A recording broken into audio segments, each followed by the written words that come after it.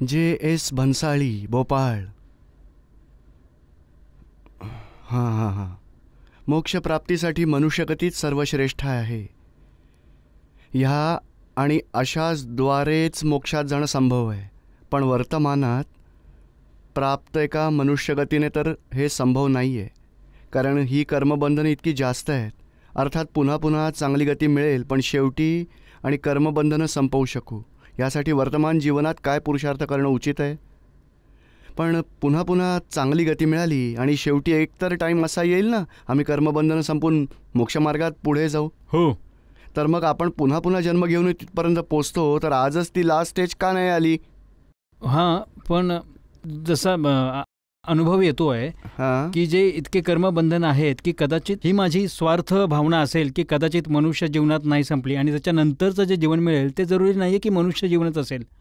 आणि ह्याच्याशिवाय बाकीच्या जेवढ्या योनी आहेत त्याच्यात तर ज्ञान नाही आहे. तर मग तिथे तर रागद्वेषही आहेत. काही येईल तर वाढत जाईल, मल्टिप्लाय होत जाईल. तर मग ते संपुष्टात येईल कसं. तर असं की एकच जीवन मिळालं आहे आणि मला जिज्ञासा आहे की त्याला कसं सुधारू आता, की पुढील जीवनात हे रागद्वेष कमी होतील. आणि ते जरुरी नाही आहे की कोणत्याही योनीत असेल रागद्वेष कमी होतील, तिथे माझं काही नाही चालणार. तर मग कशी ही बंधनं संपतील. ह्या जीवनात होऊ शकते आणि हे या जीवनात ज्ञानी यांच्या दृष्टीने एकच अवतार बाकी राहील असा काही पुरुषार्थ या जीवनात करू शकता. पण वेळ तर निघून गेली आहे. निघून गेलाय तरी करू शकता. त्याचा उपाय आहे. तुम्हाला पुन्हा पुन्हा जन्म घेऊन त्यानंतर हळूहळू करायचं आहे तर तोही रस्ता आहे. आणि एकच अवतार बाकी राहील एवढंच करून घ्यावं याच जन्मात, तोही रस्ता आहे. 2 चॉईसेस आहेत तुम्हाला. काय पुरुषार्थ करावा की ते एकाच जन्मात संपेल. हो हो हो हो. तर दुसरा रस्ता सांगावा तुम्हाला. यात बघा आता कर्म आपण काय मानतो, आपण थोडं विज्ञानाच्या गोष्टीनं समजूया. आपण किती अवतारांनी आपण कर्म बांधले आहेत. एका जन्मात आपण सर्व पुरी नाही करू शकलो. पण खरी गोष्ट काय आहे की प्रत्येक जन्म मागील अवताराचा ताळेबंद आहे, बॅलन्स शीट आहे. म्हणजे ह्या लाईफमध्ये मागील कर्मांचं बॅलन्स शीट या लाईफमध्ये. बरोबर. आपण 50 लाईफची, 200 लाईफची, 2000 लाईफची, 5 लाख लाईफची ते सर्व याच लाईफमध्ये येईल असा नियम नाही. नियम असा आहे की 2006 मध्ये तुम्ही बिझनेस केला तर सर्व त्यातील कॅश ज्या माणसाचं घेणं आहे, 10 माणसांचं देणं आहे, स्टॉक कॅरी फॉरवर्ड होतोय 2007 मध्ये. 2008 मध्ये 2007चं कॅरी फॉरवर्ड होतंय. 2009 मध्ये 2008चं कॅरी फॉरवर्ड होईल. बरं.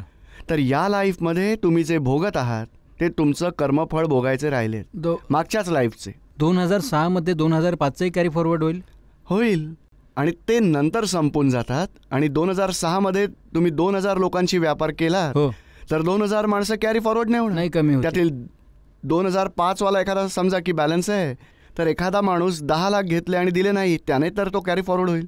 आणि जास्त करून 2006 मधले जास्त असतील.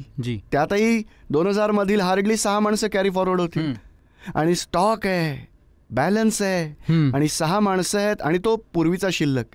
नंतर काय करतो आपण की त्याला सोल्युशन आणून 2008 मध्ये निकालात काढून टाकतो, राईट ऑफ करून टाकतो. राईट ऑफ करतो. मग तुझा माझा झाला हिशोब कमी जास्त, पण चुकता तर निसर्गही चुकतं करून देतो, ते सोडत नाही. आपण इतके हुशार आहोत तर आपल्यापेक्षा निसर्ग जास्त हुशार आहे. आणि राहून काय गेलं तर आमच्याजवळचा स्टॉक आहे दुकानात, तो दुकानातील स्टॉकच्यामुळे ग्राहक येत राहतील. एक आमच्याजवळ पैसा आहे तर आम्ही नवं खरेदी करू 2. आता हे अध्यात्मविज्ञान, अक्रमविज्ञान काय सांगतं की तुमच्या ह्या दुकानावर हे जे नाव लिहिलं आहे J.S. भन्साळी अँड कंपनी, तर तुम्ही मालकी भावच सोडून द्या, दुकानच विका मालाच्या सकट. अगदी प्रोप्रायटरी कन्सर्न बदलून टाका की जो आहे पाठवून द्या. आता ज्या ऑर्डर्स आहेत सर्व कॅन्सल करून टाका. जे ग्राहक येतील तर हळूहळू 6 महिनेच राहिलेत ना, 6 महिन्यानंतर कंप्लीट तुमचीच आहे. आता 6 महिन्यांपर्यंत मी राहीन, तर आजच मी विकलाय. आता 6 महिने डिसेंबरपर्यंत की मी एवढं जे काही आहे तुम्हाला सर्व पजेशनच्या माला सामाना सकट देऊन टाकेन जेवढं वाचेल. समजा मुलाला दिलं ते, दिलं असं हे अक्रमविज्ञान तुम्हाला सांगेल. तुम्हाला हे भन्साळी अँड कंपनीचं दुकान आहे त्याची प्रथम नेमप्लेट बदली करून टाका, स्वतःचा मालक पण सोडून द्या, मी स्वतः कोण आहे त्यात येत राहा. आणि हळूहळू या लाईफमध्ये जे काही वाचलंय तर जो भरलेला माल आहे प्रकृतीचा, दुकानाचा स्टॉक, त्याला हळूहळू समभावाने निकालात काढा. नवीन खरेदी बंद करून टाका. कुणी म्हणेल तुमचे गहू तर सडले, जे आहे जे काही एवढाच माल वाचलाय घेऊन जा तुम्ही, थोडा स्वस्तात घ्या, हवा तर समभावाने निकाल करा. 6 महिने 8 महिन्यानंतर तुम्हाला मग मुक्तीच मिळणार. हे काय संभव आहे की या जन्मात ही सगळी संपतील?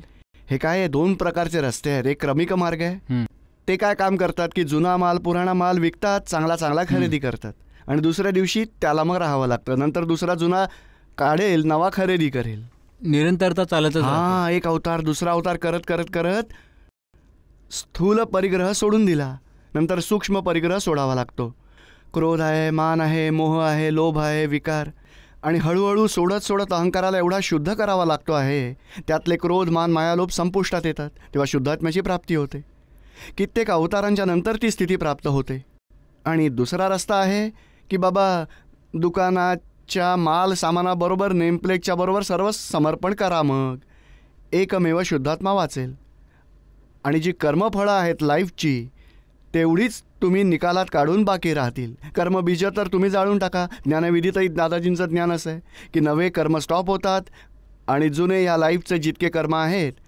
आणि दुसरा सरळ रस्ता सांगितला तुम्हाला की अंतरंगात अशा ज्ञानात राहा की नवी कर्म चार्ज होऊ नयेत, जुनी कर्म समभावात पूर्ण होतील आणि आत्म्याच्या जागृतीत राहू शकाल.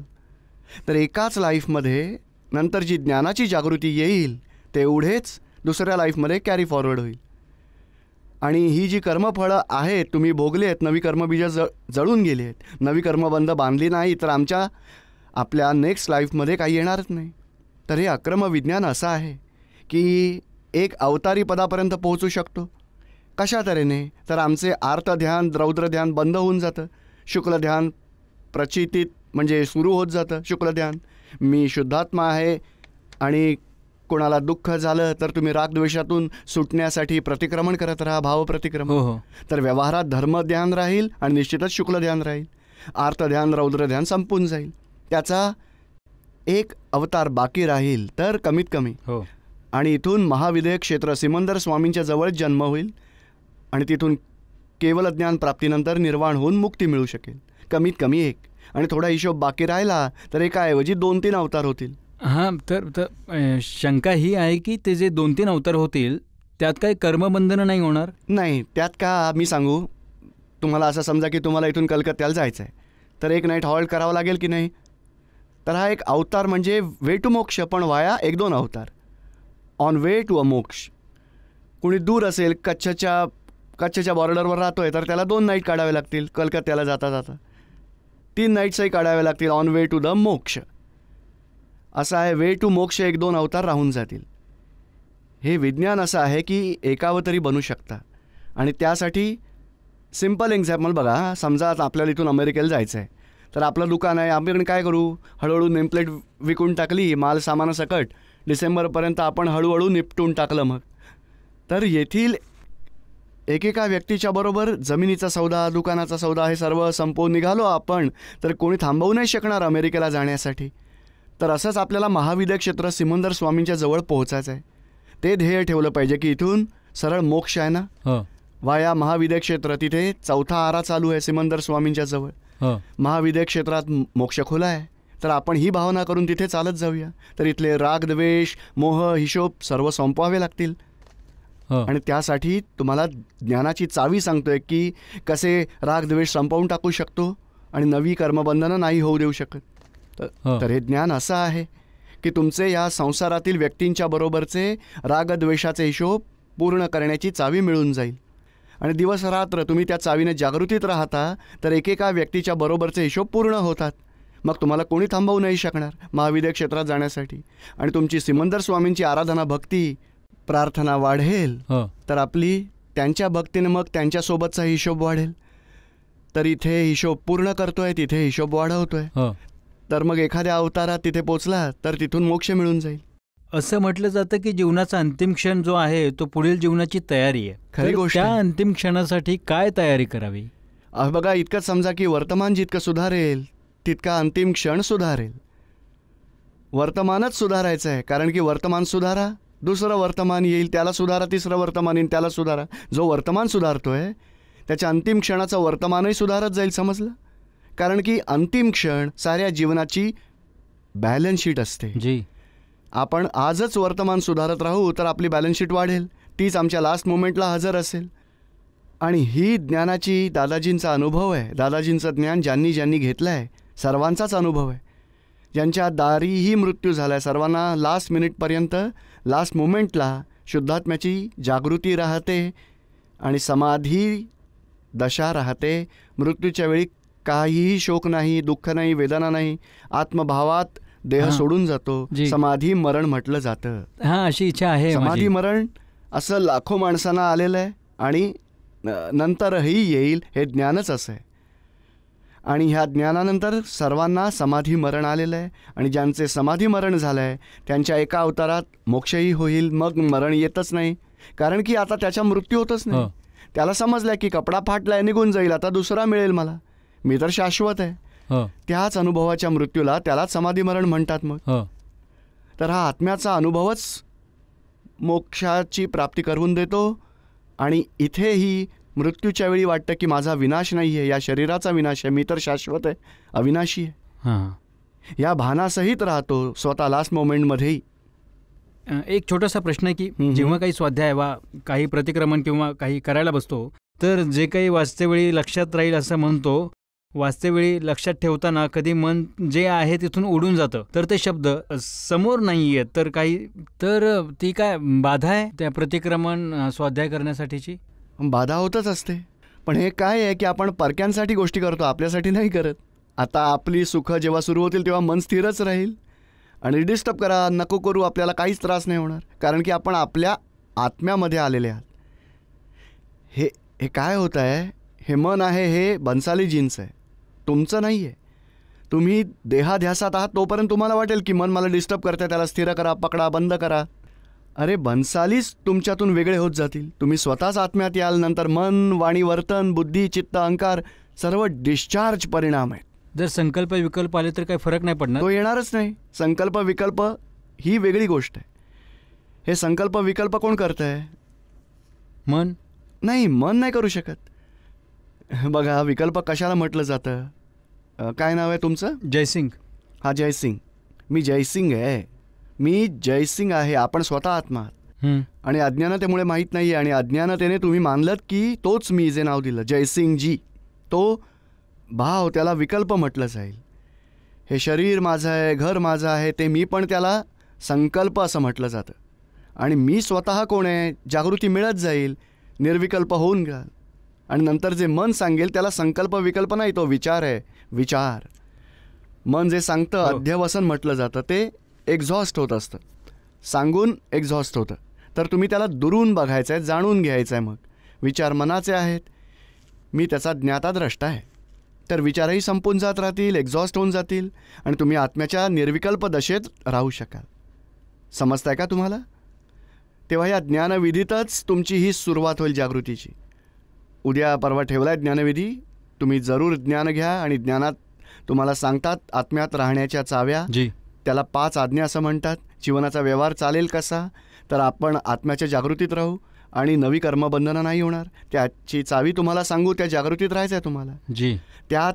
आणि दुसरा उपाय हाही सांगू तुम्हाला की आता राग द्वेषाचा हिशोब एकेकाचं प्रतिक्रमण करून धुवून टाका. भावप्रतिक्रमण, हे जे आम्ही करतोय ती क्रिया, ते वाचन करतोय ती क्रिया प्रतिक्रमण आहे. भावप्रतिक्रमण म्हणजे कोणाच्या प्रती द्वेष झाला, अभाव झाला, मोह झाला, तिरस्कार झाला, तर त्याच आत्म्याच्या जवळ त्या दोषांसाठी लगेच माफी मागायची. मग शूट ॲट साईट. तर आत्म्याच्या ज्ञानानंतर ती जागृती राहील तुम्हाला. आणि हे जयसिंग त्याचे सर्व दोष तुम्हाला दिसतील मग, आणि त्याचे वरती तुम्ही प्रतिक्रमण कराल आणि तेही संपुष्ट होतील. जय सच्चिदानंद. जय सच्चिदानंद. A.S. जोहरी, भोपाळ. चरणविधीशी संबंधित काही प्रश्न आहे. हां. भावकर्म, द्रव्यकर्म, 9 कर्मांना विस्ताराने समजावावं. भावकर्म म्हणजे पूर्वी मीच A.S. जोहरी असं मानत होतात, आणि नंतर कोणी इन्सल्ट केला तर क्रोध येत होता. क्रोध, मान, माया, लोभ, अहंकार तोच भावकर्म होता. तो भावकर्म तो कॉजेस रूप होतं, चार्ज होत होतं त्यात कर्म. आणि द्रव्यकर्म म्हणजे जे कॉजेस चार्ज झाले परमाणू, तर परमाणू आवरणरूपी असतात. ज्ञानावरण, दर्शनावरण, मोहनीय, अंतराय, नामकर्म, गौत्रकर्म, वेदनीय कर्म, आयुष्कर्म. ती कर्म चार्ज होऊन आवरण रूपात राहतात चष्म्यासारखी. त्याला द्रव्यकर्म म्हटलं जातं. आणि द्रव्यकर्म जी फळं देतात ती सूक्ष्मातील स्थूल झालेली फळं देतात. विचार, वाणी, वर्तन, क्रिया होते, खाणं पिणं, झोपणं, येणं जाणं, नोकरीधंदा, ते सर्व नो कर्म म्हटली जातात. तर भावकर्म म्हणजे चार्ज, ती सूक्ष्मात सुरुवात होते त्या दुसऱ्या लाईफमध्ये द्रव्यकर्म स्वरूप. नंतर स्थूलमध्ये जेव्हा येत राहतात, सारा जीवन स्थूलात तुम्ही कर्मफळ भोगत राहता, तो नवकर्म आहे. नवकर्म जे आहे ते म्हणजे शेवटची स्टेज आहे. शेवटची स्टेज म्हणजे सूक्ष्मातून स्थूल होऊन फळ होऊन डिस्चार्ज होऊन जातो. जसं तुम्ही खाणं खाल्लं, ती क्रिया ते नवकर्म आहे.